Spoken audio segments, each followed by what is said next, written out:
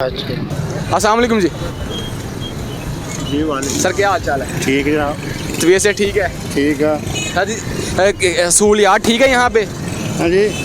सहूलियात ठीक नहीं थे? सहूलियात ठीक भी है, नहीं भी ठीक। नहीं भी ठीक? नहीं भी ठीक। क्या चीज़ नहीं ठीक मिल रही यहाँ पे? हाँ जी। क्या चीज़ नहीं ठीक मिल रही?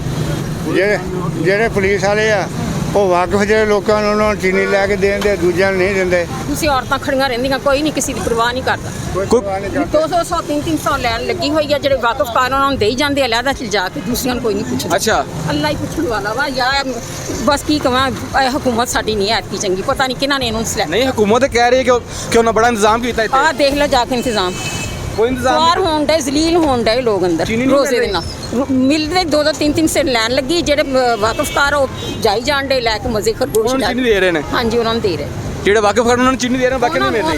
ਨਹੀਂ ਦੇ ਰਹੇ ਆਪਣੀ ਵਾਰੀ ਸੀ। ਦੇ ਰਹੇ ਨੇ ਜਿਹੜੇ ਪੁਲਿਸ ਵਾਲੇ ਨਾ, ਉਹ ਲੈ ਕੇ ਨਾ ਆਪਣੇ ਵਾਕਫਾਂ ਨੂੰ ਲੈ ਕੇ ਦੇ ਦਿੰਦੇ ਨੇ ਉੱਥੇ। ਹੁਣ ਸਮਝ ਗੱਲ ਹੈ कि हाँ नहीं? जी लागे समझ नहीं समझी। लागे देखा नाज़रीन, यहाँ पे जो लोग एक दूसरे को जानते हैं, जो किसी का ताल्लुक वाला है उसको तो चीनी मिल रही है, उसको पीछे से जाके चीनी दे रहे हैं। बाकी जो लोग आम आवाम है वो यहाँ पे खड़ी है और 2 3 घंटे से खड़े हैं और उनको लाइन में लगना पड़ता है और फिर जाके उनको 1 किलो चीनी मिलती है। यहाँ वालेकुम जी।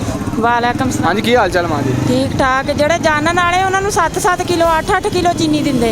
ਜਿਹੜੇ ਚੈਨਲ ਵਾਲੇ ਨੇ ਹਾਂਜੀ ਉਹਨਾਂ ਨੂੰ ਚੀਨੀ ਦੇ ਰਹੇ ਨੇ? 5 ਕਿਲੋ ਦਿੰਦੇ ਤੇ ਜਿਹੜੇ ਦੂਸਰੇ ਉਹਨਾਂ ਨੂੰ ਲਾਈਨਾਂ 'ਚ ਲੱਗਣਾ ਪੈਂਦਾ 1-1 ਕਿਲੋ ਚੀਨੀ ਦਿੰਦੇ। ਤੁਸੀਂ ਲਈ ਚੀਨੀ ਤੋਂ? ਹਾਂਜੀ ਲਈ ਆ 1-1 ਕਿਲੋ ਦਿੰਦੇ ਚੀਨੀ। ਬਾਜ਼ਾਰ ਵਾਲਾ ਰੇਟ ਆ ਬਿਲकुल। हाँ जी। ਬਾਜ਼ਾਰ ਵਾਲਾ ਰੇਟ ਦੇ ਰਹੇ ਆ, ਘਿਓ ਵਗੈਰਾ ਹਰ ਚੀਜ਼ ਬਾਜ਼ਾਰ ਵਾਲਾ। अच्छा बाजार वाले रेट तो लग रही ਹਾਂਜੀ है? ਬਾਜ਼ਾਰ ਵਾਲੇ ਰੇਟ ਤੇ ਮਿਲਣ ਡਈ। ਅਸੀਂ ਲਈ ਨਹੀਂ ਕੋਈ ਚੀਜ਼ ਘਿਓ ਵਗੈਰਾ, ਕਿ ਚੀਨੀ ਸਿਰਫ ਲਈ ਉਹ ਵੀ ਧੱਕੇ ਖਾ ਕੇ। धक्के खा के लेंगे।